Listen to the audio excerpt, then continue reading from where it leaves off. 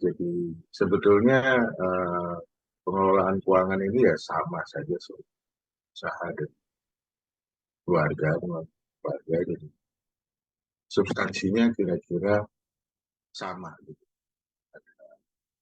Pengertiannya dulu apa, kemudian apa yang harus dilakukan dalam pengelolaan usaha. Yang paling penting yang nomor 3 menurut saya, pencatatan keuangan usaha.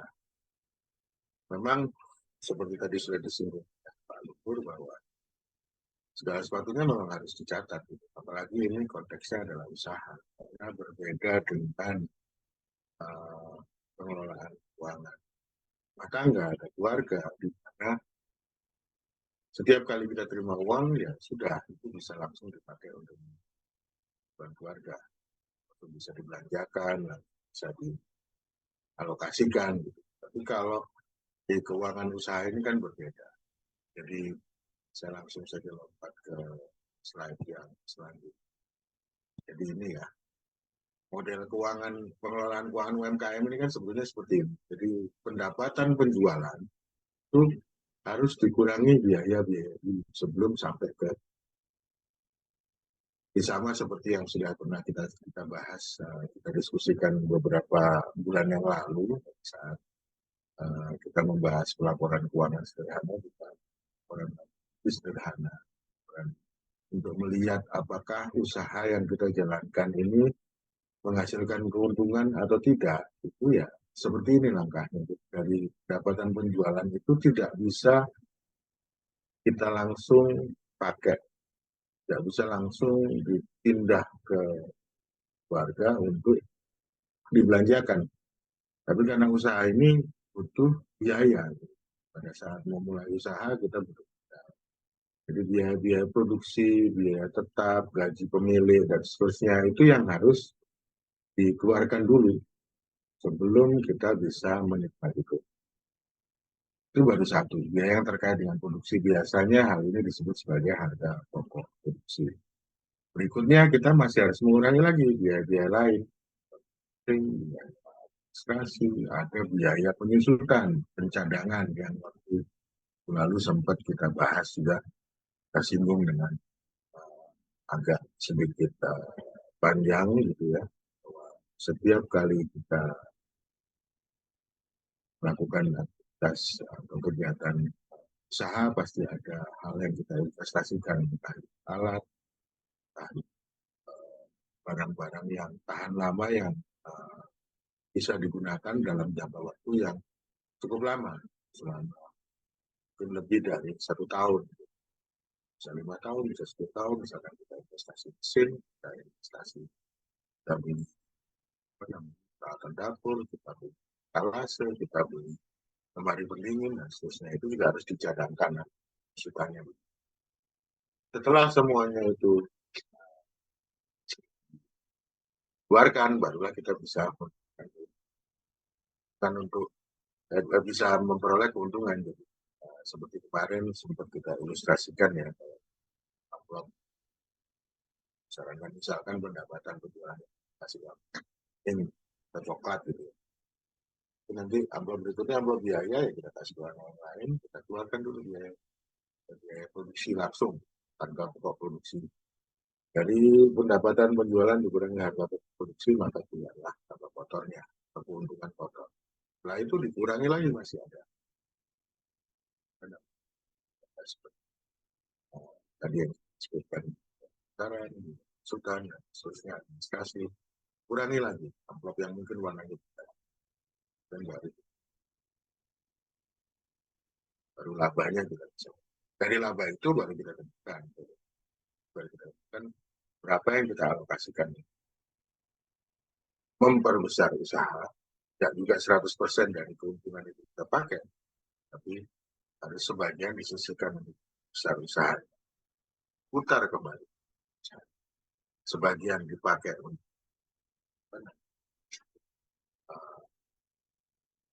memenuhi kebutuhan keluarga, jadi bisa diambil sebagai kebutuhan dipakai memenuhi kebutuhan keluarga, dan sebagian lagi sebenarnya ada 3, jadi sepertiga untuk laba ditahan dipakai usaha, sepertiga dipakai, dan sepertiga lagi bisa dipakai sebagai cadangan apabila perlu. Ini salah satu hal yang memang dasar yang mesti kita pegang. Jaganya dengan keluarga adalah di sini kita harus mengeluarkan baru uang itu bisa kita bawa. Pak Dodi, Buat keluarga. Pak Dodi, Ya,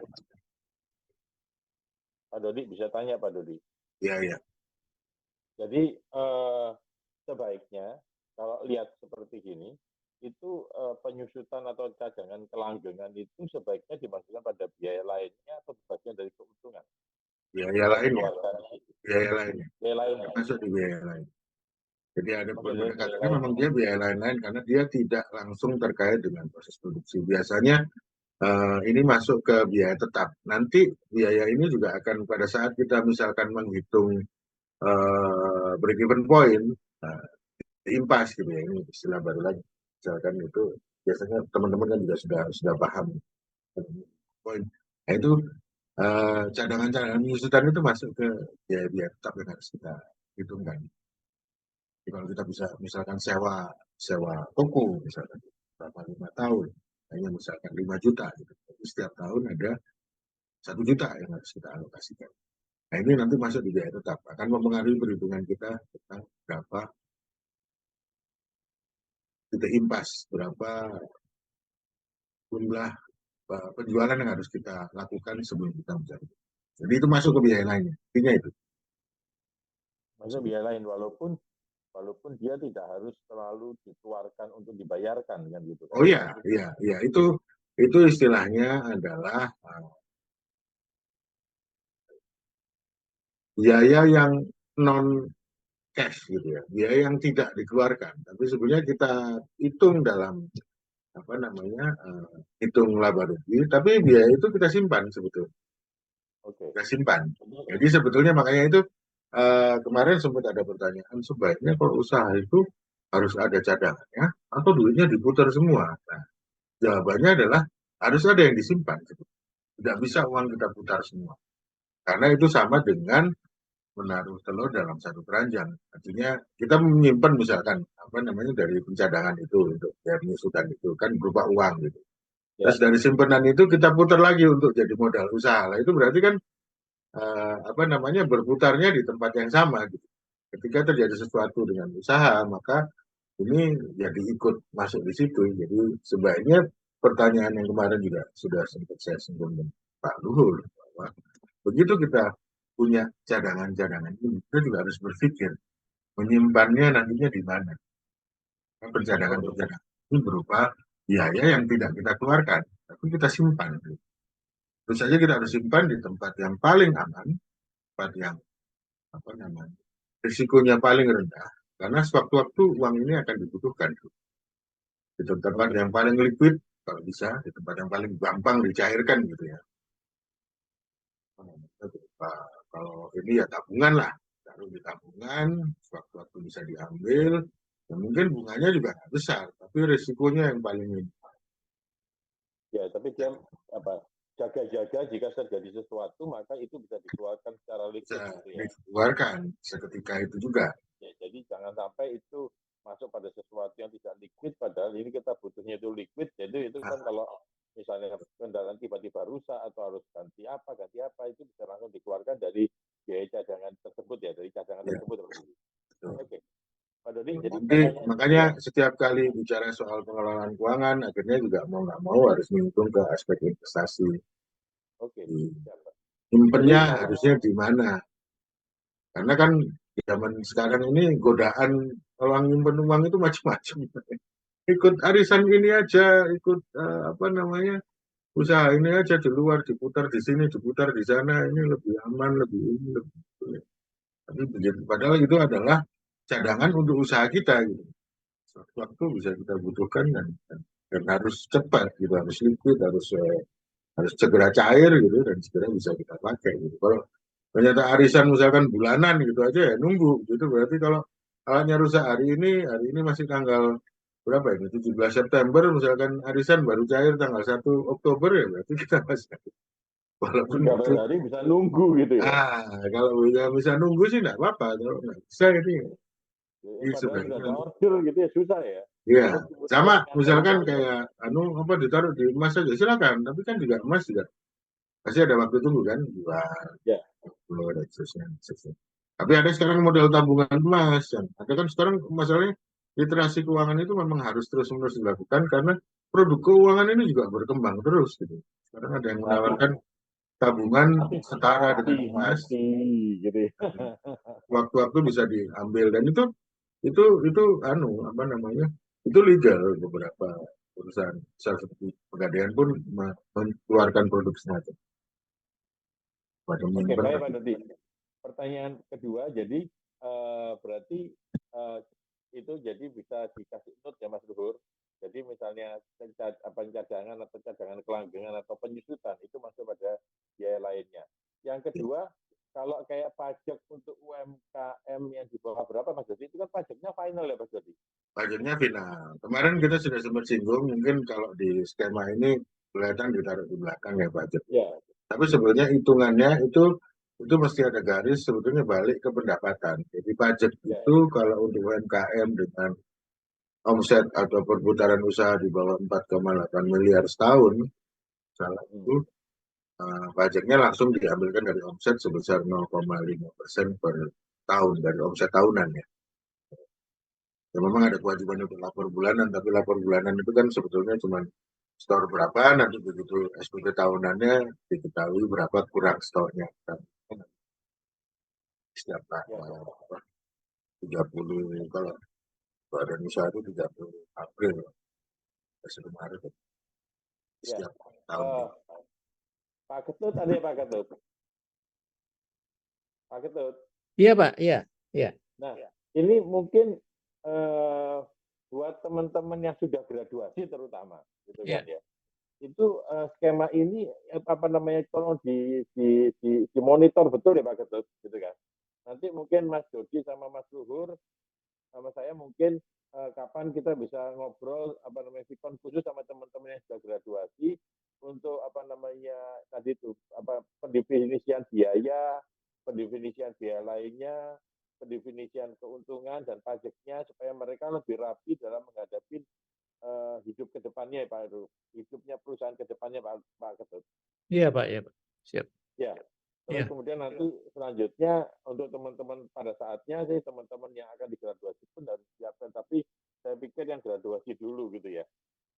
Jadi paling tidak kita punya monitoring nanti dan kita bisa bantuin mereka untuk setting keuntungan dan sebagainya seperti itu Pak Ketut. Iya. Betul Pak, betul Ya. Pak. Iya. Soalnya itu kan biaya produksi masing-masing klaster itu kan beda-beda. Biaya tetapnya masing-masing klaster ya beda-beda. Tadi Pak Dodi mengatakan misalnya biaya tetapnya sewa toko ya Pak Dodi ya, Ya, 4 tahun. Maka di masa setahun misalnya gitu yang sewa toko. Tapi mungkin ada yang sewa buat bengkel, sewa tanah gitu karena seperti itu atau seperti apa gitu Pak Ketut. Iya. Ya. Demikian sama juga dengan bagaimana. misalkan admin atau legalitas ini ya. Legalitas itu Ya, juga kalau kita sekarang kan untuk pena kan dibantu. Jadi legalitas semuanya gratis ya, ngurus PIRT, ngurus apa namanya, NIB. NIB dan seterusnya. Tapi di satu titik nanti mungkin ada biaya-biaya yang memang mengurusnya harus mengeluarkan uang gitu ya. Nah itu sebaiknya juga di istilahnya kayak disusutkan juga di apa di amortisasi istilahnya karena ya itu kan mungkin keluar ngurus apa ya misalkan halal atau BPOM atau apa yang urusannya mungkin perlu perlu investasi juga gitu ya merubah ini rombak ini. Nah, itu kan pasti ada keluar biaya-biaya di depan. Nah itu sebaiknya juga dihitung semuanya terus nanti kita pelan-pelan susutkan juga cadangkan juga supaya nanti karena kadang-kadang kan ada biaya-biaya itu yang biaya admin atau legalitas itu yang harus diperpanjang setiap 5 tahun atau setiap 10 tahun gitu-gitu ya. Dan itu nanti akan keluar biaya lagi pada saat memperpanjang itu. Itu sebenarnya juga mulai dicadangkan juga dari setiap kita ngurus misalnya keluar 1 juta untuk 5 tahun berarti tiap tahun kita mesti 200 ribu, 200 ribu, 200 ribu pada saatnya nanti. Tahun berikutnya harus ada perpanjangan. Oh, apa? Ya kita sudah siap juga dengan biaya itu. Kadang-kadang Baik. menyepelekan biaya admin, biaya legalitas ini itu sebetulnya signifikan juga keluarnya. Ini mungkin nanti juga ketika Senin kita meeting sama teman-teman dari pena yang macam-macam itu Pak Ketut, pena bencana, pena TPP dan sebagainya, paling tidak skema ini ya kita munculkan di samping skema nanti monitoringnya Pak Ketut gitu kan ya, untuk membantu mereka merekonstruksikan sebetulnya nanti keuntungan itu berapa. Kan sekarang kita memang ngambilnya dari penjualan gitu kan ya, yang sudah penjualnya di atas berapa, tapi nanti ke depan kita akan bicara pada sisi keuntungannya Pak Ketut. Baik Ya. Pak Dodi, jadi nanti mungkin minta tolong Pak Dodi sama Pak Luhur mungkin nanti tiap klaster gitu ya. Kita akan punya 5 klaster ya Pak Dodi. Iya. Itu nanti klasifikasi biaya produksinya. Yang penting sebenarnya yang klasifikasi pertama ini yang langsung mendapatkan dikurangi biaya yang pertama itu sebenarnya harga pokok produksi gitu. Yang paling gampang. Semua yang terkait dengan HPP. Di luar HPP itu nanti masuk ke biaya lainnya. Ya. Itu akan lebih mudah. Ya, itu nanti tolong sama Mas Luhur sama Mas Dodi didefinisikan kira-kira seperti apa. Memang tidak akan pernah precise ya, tidak akan pernah tepat gitu. Tetapi upaya kita untuk mempermudah mereka, rekan-rekan atau sahabat-sahabat pena untuk mengetahui, oh biaya ini masuk mana, oh biaya ini masuk mana, biaya masuk. Walaupun salah masuk ya tidak apa-apa gitu kan. Tetapi dicatat dulu gitu kan. Yang penting kan dicatat, kalau dicatat bisa di recovery. Tapi kalau nggak dicatat, nggak bisa di recovery gitu, nggak bisa diperbaikin lagi. Tetapi memahami itu sehingga kemudian mereka bisa tahu keuntungan, misalnya gitu kan, bisa tahu sebetulnya berapa persen dari keuntungan itu yang layak mereka nikmatin gitu kan. Misalnya gitu. Gimana mungkin kan gini, sahabat-sahabat pena bisa jadi kalau kita melihat skemanya Pak Dodi itu wah kan bingung ini kita, enggak usah bingung gitu kan. Jadi misalnya gaji pada pemilik, misalnya di awal ya kita minimalisasi misalnya gitu kan. Tetapi nanti nggak bisa 100% ya, 10%, 20% gitu. Nggak apa-apa, gitu. Jadi tapi nanti kita ambil besarnya bisa di keuntungannya misalnya gitu. Keuntungannya kita target 25% misalnya gitu kan. Ya sudah, kalau keuntungannya besar, ya itulah yang akan kita nikmatin gitu kan. Jadi artinya bisa kita ambil di awal dalam bentuk gaji buat kita sebagai inisiator atau sebagai pemilik yang bekerja, tapi bisa diambil di akhir kita sebagai pemiliknya gitu kan. Jadi misalnya seperti itu, dan ini sesuatu yang sifatnya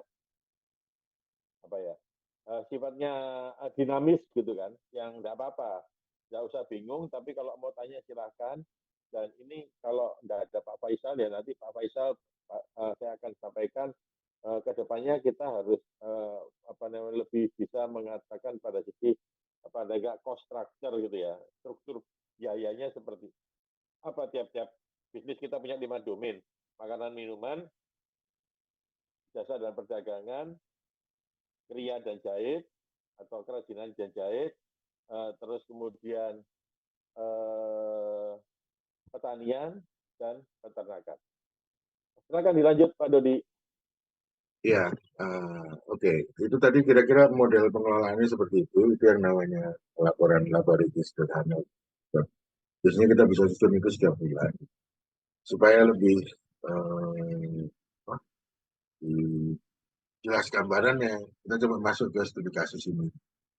Jadi ini yang studi kasus yang bisa menunjukkan langsung keterkaitan antara pengelolaan keuangan keluarga dengan keuangan usaha. Contohnya di sini yang dipakai adalah mungkin ya usaha kredit.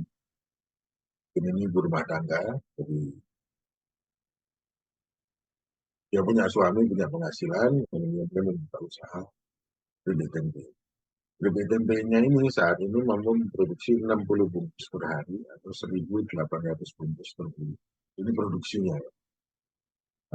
Dalam usaha ini dibantu suatu orang suami dan satu orang tambahnya. Harga jual satu bungkus kredit tempe adalah asumsinya seperti itu. Jadi kalau 60 bungkus per hari, 1.800 bungkus per bulan, kemudian di harga jual rata-rata 8.500, maka dari si pendapatan kalau itu laku semua, itu adalah 1.800 dikalikan 800, sekitar Rp15.300.000. Contoh berikutnya, secara tujuan keuangan, Budin ini pengennya kalau ada keuntungan dipakai, satu untuk memenuhi kesejahteraan keluarga, kesejahteraan hidup keluarga pasti. Yang kedua, memenuhi kebutuhan biaya pendidikan anak. Yang ketiga, pengen naik haji. Ini kan hal-hal tujuan keuangan ini yang sudah kita pernah bahas di pengelolaan keuangan keluarga kan. Satu, nanti kalau ada keuntungan dari usaha ini dipakai untuk kebutuhan hidup keluarga, kesehatan keluarga. Yang kedua dipakai untuk kebutuhan biaya pendidikan, bukan cita-cita naik haji. Sekarang kita bisa mulai hitung. Jadi setelah kita tahu profil usahanya seperti ini, maka kita bisa lakukan dua model analisis. Satu, model analisa keuangan pribadinya dan keluarga. Yang pertama, hitung pengeluaran pribadi dan rumah tangga. Yang kedua, hitung biaya yang perlu disisihkan untuk pendidikan, karena tadi tujuan yang kedua adalah pendidikan, dan hitung total pengeluaran tadi. Itu dari sisi analisa keuangan. Dari sisi analisa keuangan usaha, hitung jumlah investasi awal usaha dan modal awalnya berapa, hitung seluruh biaya yang timbul pada usaha itu, hitung harga pokok produksi sekalian kita praktek untuk menggunakan harga produksi, kemudian hitung harga jual per bungkus keripik tempe agar dapat keuntungan, seperti keimpas pada usaha. Gitu. Ini adalah salah contoh perencanaan keuangan yang menggabungkan antara pengelolaan keuangan keluarga dan pengelolaan keuangan usaha. Dari sini simulasinya seperti ini. Kira-kira ini kasus itu. Dia punya pengeluaran pribadi. Bisa kembali ke slide sebelumnya, Mas Dodi. Mas Dodi, ini memang luar biasa ya ketika kita mencoba menggabungkan analisis keuangan usaha dengan analisis keuangan keluarga pribadi gitu ya. Gitu ya, keluarga tadi ya. Tapi kayak gini tuh sebetulnya ketika kita dalam posisi startup atau kita posisi initial condition usaha misalnya gitu, itu memang langsung bisa dipakai seperti gini atau sebetulnya disisihkan dulu aja untuk keuangan keluarga berapa gitu kan? Karena kalau nanti memenuhi sepenuhnya seperti itu kan juga berat sekali buat usaha itu. Itu gimana Mas? Oh iya, ini sebenarnya analisis ini untuk menghitung sebetulnya kebutuhannya dulu berapa. Karena setiap perencanaan kan butuh tujuan. Tujuannya itu dari butuhnya berapa sebetulnya. Bahwa nanti cukup nggak cukup ya tergantung pada hasil hitungan di akhir. Baik. Kita cuma bisa baru mencukupi 20%. Berarti ya sudah, kita mesti pelan-pelan mulai naikkan target dari usaha kita. 10, 30. Jadi ini salah satu cara juga untuk menyemangati ya, bahwa kita baru sampai sini loh.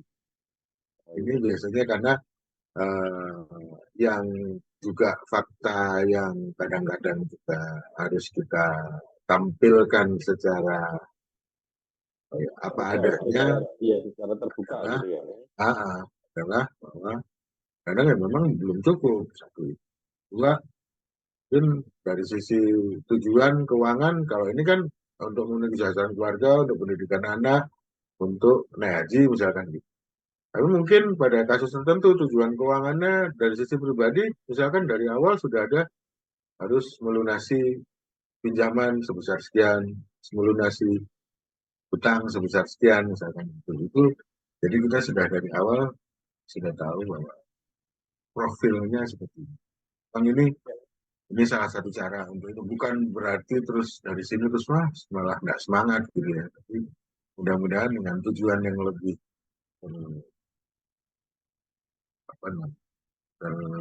terstruktur gitu ya, tertulis terstruktur, gitu ya. Terformulasikan dengan jelas di depan, itu bisa membuat langkah kita juga fokus gitu ya, ke arah yang. Tapi sahabat pena jangan kemudian ini membebani gitu kan ya. Nah, wah jauh sekali ya, gitu. Terus kemudian apa namanya putus asa, terus kemudian rokokan, nggak boleh. Kemudian kita apa namanya, aduh sudah wes ini saya putus asa nggak boleh. Jadi ini untuk meletakkan sebuah sebuah impian, angan-angan, harapan yang kemudian diharapkan oleh Mas Dodi dan teman-teman OJK itu menyemangatin kita gitu. Ayo yang keras, ayo kerja keras, ya, ayo kerja keras, kerja keras. Kalah 1-3 nggak apa-apa, setelah ini menang lagi gitu kan, ya kan seperti ya, itu. Jadi itu seperti itu. Jadi saya cuma ingin menyampaikan pada sahabat-sahabat pena, jangan kemudian apa yang disampaikan Mas Dodi ini terus kemudian dianggap sebagai beban. Tapi letakkan itu sebagai sebuah kondisi yang ingin kita dapatkan seperti apa dan yang hari ini ada seperti apa. Nanti kita secara bertahap kita akan mencoba untuk merengkuh impian itu. Silakan Pak Dodi. bahkan kan banyak apa namanya pemuka agama juga mengatakan bahwa doa yang baik itu juga doa yang spesifik kan. Tujuannya kan harus jelas gitu ya. Jadi berdoa pun apa namanya kalau mau apa diberikan berkah rezeki gitu ya untuk apa ya, ini untuk naik haji, untuk sekolah anak, untuk bayar utang, untuk apa gitu, lebih spesifik gitu. Doanya pun kalau kita punya pemetaan yang jelas, kita punya analisis yang jelas, kita punya apa ya hitung-hitungan yang jelas seperti apa kondisi. Bisa lanjutkan ini yang contoh analisa keuangan pribadi, misalkan seperti ini kalau butuhin itu makan sehari sekeluarga sehari-hari 1 bulan apa 1.500.000 misalkan, berarti 1.500.000 itu kalau dibagi 30 berarti sehari berapa tuh? 50.000. 50.000 ya sehari. Puluhan rumah tangga lainnya juga transportasi sehari-hari total 600.000, listrik bulanan 300, pulsa 100, uang sekolah anak, uang saku anak, arisan RT, cicilan motor dan seterusnya, cicilan tabungan kuliah anak. Nah, ini sudah mulai dialokasikan nih. Sekian 190.000. Total butuhnya 4.830.000. Pengeluarannya dalam sebulan untuk rumah tangga, untuk pribadi. Wah, Pak Dodi mungkin bisa dijelaskan yang cicilan tabungan kuliah anak. Silakan Pak Dodi. Ya, cicilan tabungan kuliah anak ini kaitannya dengan, kan tadi tujuan keuangan yang kedua pengen menyiapkan untuk pendidikan anak ya. Dan disesuaikan dengan apa namanya, disesuaikan dengan usia anak. Jadi kalau misalkan apa namanya usia anaknya sekarang berapa 10 tahun, nanti kuliah, asumsikan umur berapa 18 tahun, berarti kurang 8 tahun. Di situ kita bikin perkiraan, oh 8 tahun lagi kalau masuk kuliah butuh uang sebesar sekian. Kalau dalam konteks ini, uh, cicilan tabungan kayaknya 109 hari ya, kita per 3 tahun. Beda-beda nanti kita ini kan tergantung dari usia anak kita ya. Dan ini memang kebetulan salah satu tujuannya seperti itu. Intinya adalah setelah ditotal kebutuhannya segini 4.830.000. Nanti kita punya satu angka yang kita pegang. Oh, kebutuhan rumah tangga pribadi saya untuk setiap bulannya adalah 4.830.000. Kita pegang itu. Rasakan hasil itu. Berikutnya kita bikin analisa keuangan untuk usaha. Nah, untuk usaha ini pasti pada awalnya ada modal yang kita keluarkan. Kalau untuk kasus bikin ini ada modal dipakai untuk hasil, beli kompor gas, beli panci, beli pengaduk, beli wadah, meja kursi, peralatan tambahan, biaya PRT, biaya MIB dan seterusnya. Totalnya jadi 2.180.000. Biasanya kita kan kalau ngomong soal modal seperti ini di depan langsung kita keluarkan saja di depan. Gitu.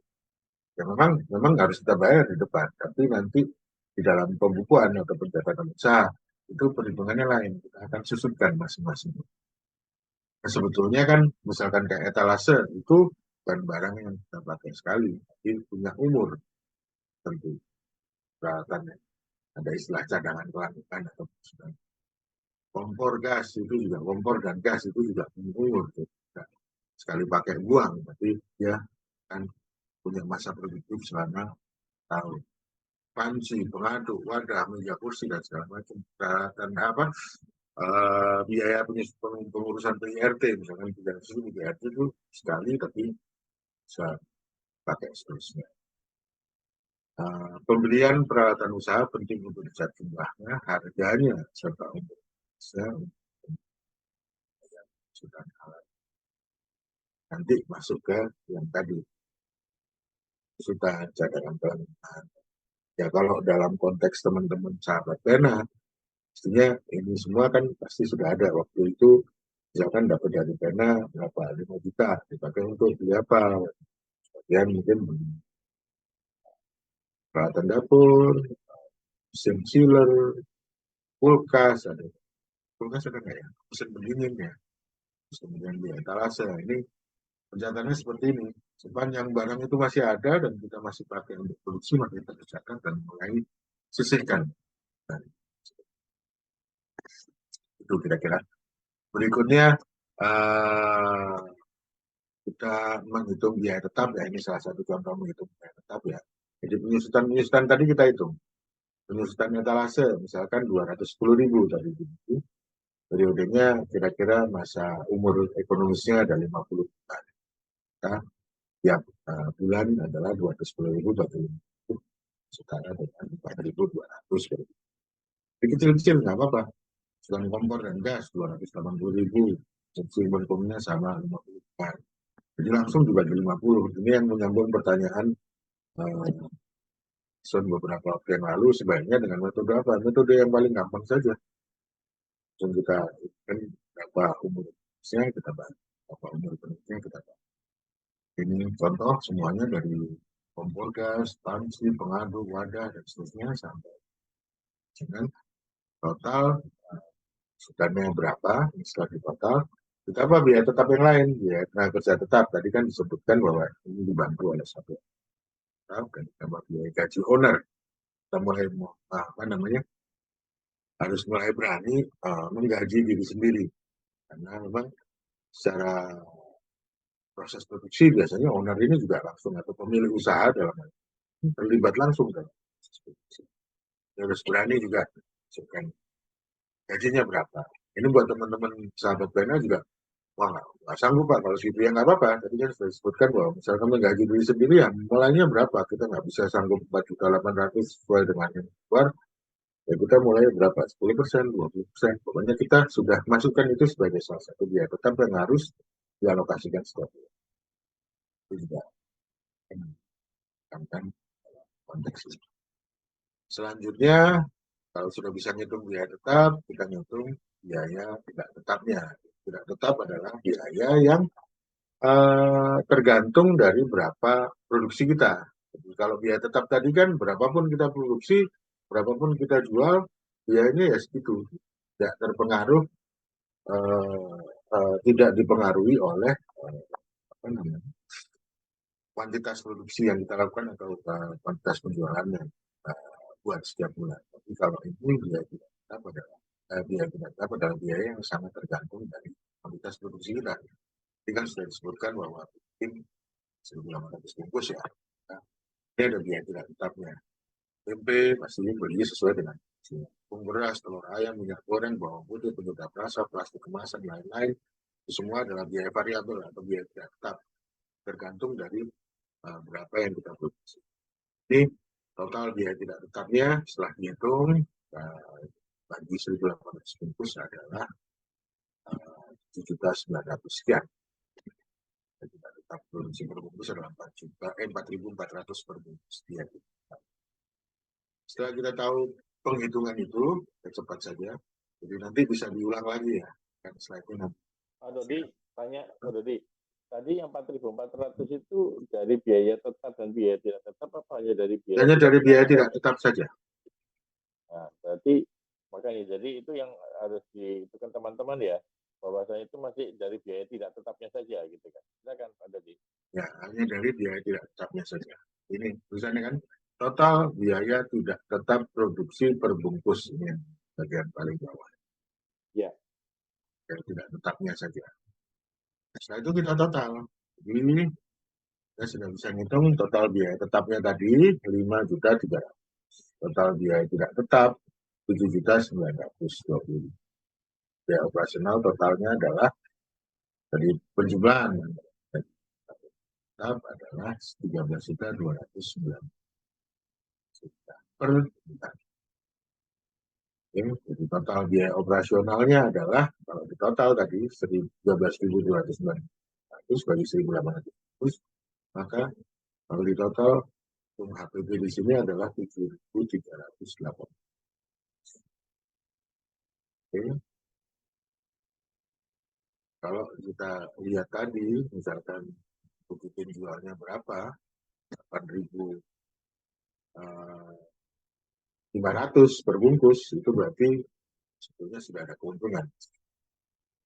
Gunanya kita menghitung biaya tetap tidak tetap adalah kita bisa tahu sebetulnya break-even point-nya, berapa titik impasnya, berapa yang harus dijual oleh Buditin supaya dia impas gitu ya. Kalau dalam konteks ini rumusnya gini, biaya tetap dibagi harga jual per bungkus dan biaya tidak tetap per bungkus. Biaya tetapnya berapa? 5.300.000 dibagi harga jual per bungkus. Misalkan tadi ditentukan 10% labanya saja, itu 8.120 per bungkus. Masukkan di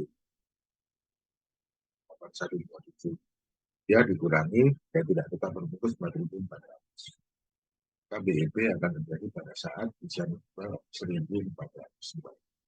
Jadi dari sini kita bisa lihat bahwa usaha Buditin ini akan memberi keuntungan dengan asumsi harga jualnya 8.127 per bungkus adalah pada saat dia bisa menjual sampai dengan 1.440. Kalau harga jualnya tadi dibilang di depan 8.500 ya, BB-nya akan turun lagi. Ya 1.400, mungkin 1.300. Dari formula ini sebenarnya yang perlu dilihat adalah gimana caranya kita menurunkan BEP. Bisa kita turunkan. Caranya adalah satu kombinasi, misalkan biaya tetapnya turun, atau harga jual per bungkusnya dinaikkan, atau biaya tidak tetapnya. Itu salah satu caranya. Nah, berikutnya kita akan lihat menggabungkan semuanya nanti. Tadi kan disebutkan total produksi 60 bungkus, harga jual 8.500, 120 hari, total pendapatan 15.300. Total pendapatan 15.300 dikurangi biaya operasional, maka keuntungan dari penjualan ini kalau seandainya laku semua per hari atau 1.800 bungkus per bulan, maka keuntungan yang didapat adalah keuntungan 2.300.000 ini kita bisa bandingkan dengan kebutuhan keluarganya tadi. Kebutuhan keluarganya tadi berapa? Kebutuhan keluarganya tadi kan 4.835. Sebetulnya keuntungan ini belum bisa memenuhi semua kebutuhan keluarga. Untungnya dalam konteks begitu ini dia adalah ibu rumah tangga, jadi pengeluaran pribadinya sudah ditutup gaji dalam asumsi cerita ini ya, dalam asumsi studi kasus ini. Jadi itu nggak apa-apa, tapi maksud saya nanti sahabat-sahabatnya kan bisa begitu. Kalau kita menggabungkan antara keuntungan penjualan kita dengan kehidupan rumah tangga kita ini sudah cukupi atau belum. Ini sekedar contoh saja, mungkin penyampaiannya agak terlalu cepat, tapi nanti materinya bisa di-share. Kita coba nanti mengulang-ulang proses ini, tapi intinya adalah kita memang harus mengkaitkan antara analisa keuangan pribadi dengan usaha supaya kita bisa tahu sebetulnya usaha kita ini bisa berdampak apa pada kehidupan. Jangan sampai nanti malah usaha yang kita jalankan ini justru menimbulkan risiko-risiko baru.